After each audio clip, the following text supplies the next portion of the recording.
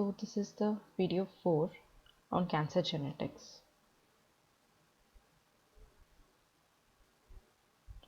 So in this video we'll be studying cell cycle.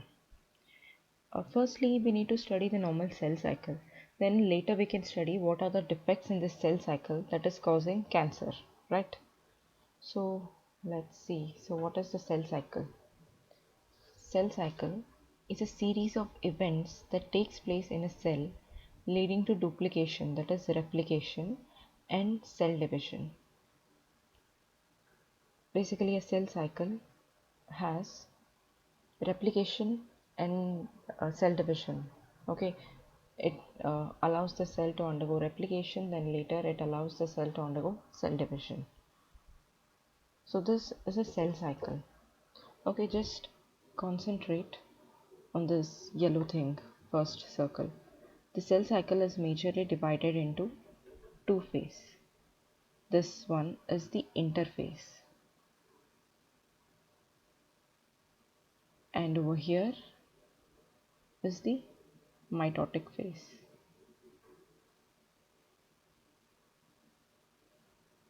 So firstly, the cell cycle is divided into two phases. One is the interphase and another one is the mitotic phase. So interphase is the longest phase of the cell cycle. Interphase is subdivided into three phases. One is the G1 phase. Okay, after G1 phase there is S phase, and after S phase there is G2 phase. So these three entirely constitute the interphase of the cell cycle. And after that we have this M phase, which is an entirely different phase. Now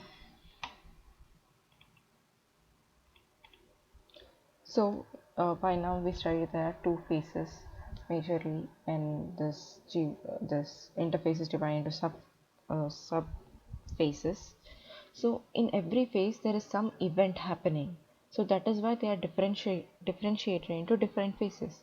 The first phase of the cell cycle is the G1 phase, and after that it's the S phase, then after that it is the G2 phase. These three phases. Okay, then later comes the M phase. So now we'll study every phase in detail. So the first phase of the cell cycle, the G1 phase. In G1 phase there is cell, it is growing in size and it is producing proteins which are needed for S phase. In S phase, replication of the DNA takes place, and after that the cell enters the G2 phase.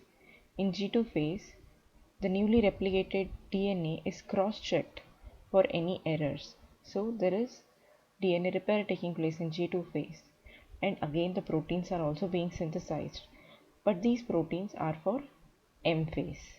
Now in M phase, this single protein is divided into, this single cell is divided into two cells, undergoes cytokinesis to produce two cells. So this is about the cell cycle. Now, like every event or process that is occurring in our biological system, it has some kind of regulation, right? So even the cell cycle also has some kind of regulation. So what is the regulation of the cell cycle? It can undergo positive regulation, that is, the cell can, a positive regulation is a regulation in which the cells are allowed to cycle, right? It is allowed to pass through the various phases of the cell cycle. But in negative regulation, the cells are not allowed. The cells are halted in particular phase. For example, if there is some damage, they are halted in G1 phase or G2 phase, like that. So positive regulation is carried out by a protein called as cyclin dependent kinase, and negative regulation is carried out by proteins called as checkpoint proteins. So what is negative regulation of the cell cycle? Negative regulation of the cell cycle ensures that there is proper cell division. Okay, to ensure the proper division of the cell, there is a control mechanism called as cell cycle checkpoint proteins. Now if the cell is damaged, right, then these checkpoint proteins are being activated and they'll go and halt the cell in the current phase of the cell cycle, which means, so if this is the cell cycle, right, G1 phase, S phase, G2 phase, M phase. Now there is a damage. This is the cell and it has some damaged DNA and it is in the G1 phase. So this checkpoint protein will go and halt the cell over here. It will not allow the transition of this cell from G1 to S phase. If the cell is damaged in the S phase, then it will go and halt. So no, not in S phase. If it is damaged somewhere in the G2 phase, it will go and halt over here. It will not allow the transition from G2 to M phase. You have to remember this. Checkpoint proteins halt the cell cycle. Checkpoint proteins halts the cell cycle. Now, what are the positive regulators of the cell cycle? Proteins that promotes the cell to cycle are the positive regulators of the cell cycle. Mainly these are the CDK proteins, cyclin dependent kinases. So this is the cell cycle. The cell is in G1 phase. So this proteins CDKs will actually promote the cell to undergo various phases of the cell cycle, reach the mitosis phase and undergo cell division to produce two daughter cells. Now you have to remember this, CDKs promotes the cell to cycle. Okay, CDKs promotes the cell cycle. Now let us study more about the cyclin dependent kinases. These are made up of two subunits. One is the kinase subunit and another one is the cyclin subunit. The cyclin is actually a regulatory subunit and it is degraded and produced throughout the cell cycle because it is a regulatory subunit, right? Sometimes it is required and sometimes it is not required. So kinase, when it is not attached to its other subunit, that is the cyclin, this kinase alone is a non-functional protein. It will not cause any of the normal function which a normal kinase does. But when this kinase is associated with cyclin, it is active and it can carry out the phosphorylation reaction. And we know that the function of the CDKs is to phosphorylate other proteins, and this CDKs phosphorylates especially on the serine and threonine residue of other proteins. Okay, this kinase along with cyclin, it goes and phosphorylates other proteins. Now let us study something of the G1 phase. What happens in G1 phase in still more detail. In G1 phase, the cell actually makes a decision whether to enter the cell cycle, whether to continue the cell cycle or to withdraw from the cell cycle.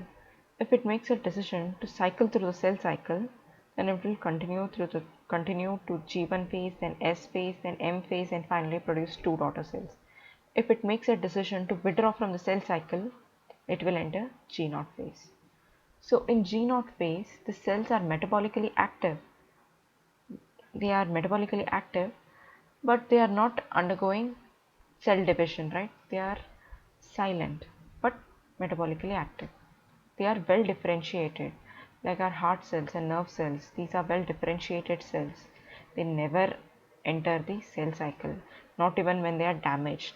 But certain cells, like the liver cells, if they are damaged, they can enter the G1 phase and replace the damaged cells by dividing, right?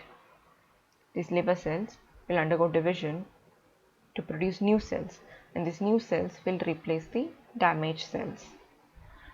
In G1 phase, now this was about the G0 phase. What happens in G1 phase? In G1 phase, the cells are continuously dividing and they never exit the cell cycle, such as the epithelial cells, right? They never exit the cell cycle. Now we'll study how the CDKs are actually promoting the cell to cycle. That is, how are they promoting the cell to undergo various phases of the cell cycle. Okay, so this is a cell cycle.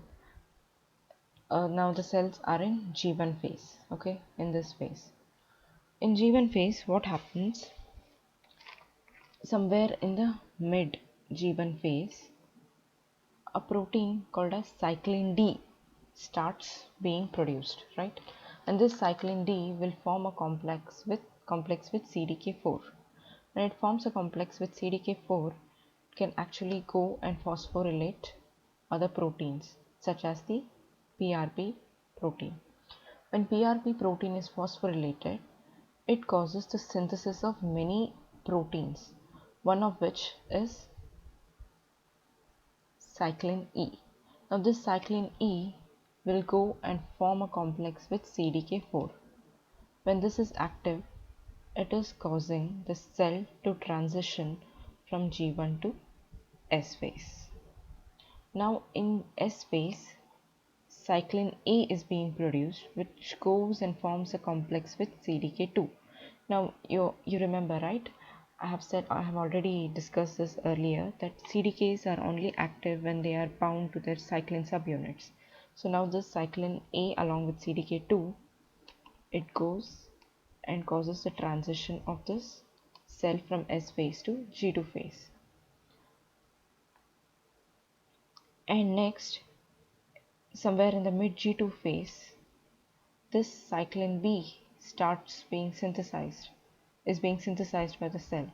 This cyclin B goes and forms a complex with CDK1, and this complex will cause the cell to transition from G2 phase to M phase. So what is the actual function of this cyclin B along with the CDK4? What is the function of this cyclin dependent kinase? This one. So it goes and phosphorylates histones, and it goes and phosphorylates cytoskeletons. It also goes and phosphorylates nuclear envelope. If you remember that when a cell is undergoing cell division, it is actually forming the two daughter cells, right? For it to form two daughter cells, uh, if you remember, there is one, either this something called as, what is it called as actually? The cell furrow, right? It's being formed over here. It is made up of cytoskeleton, and spindle fibers are also made up of cytoskeleton. That is actually because the cytoskeletons are broken down. When they are phosphorylated, they are broken down and they are used in some other different processes during the cell cycle. Even during the cell cycle, we see that this nucleus will be broken down, right? It will be broken down, and will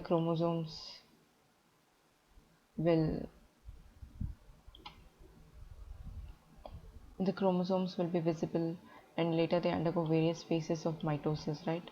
For these all things, they have to be phosphorylated, which is carried out by this cyclin.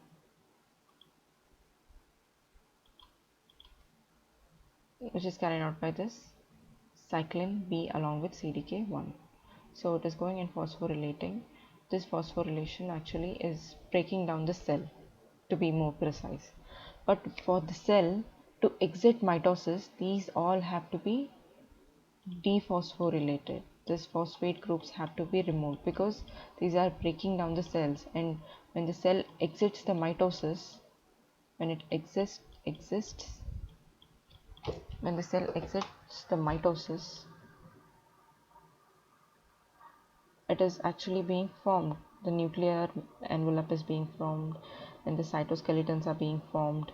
Totally a two daughter cell is being formed. So that is why these all things have to be dephosphorylated, because these phosphorylated proteins are actually causing the breaking down of the cells, right?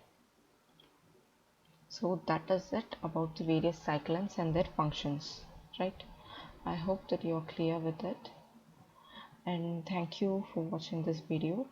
In the next video, I'll be discussing about this checkpoint proteins. Okay, so thank you.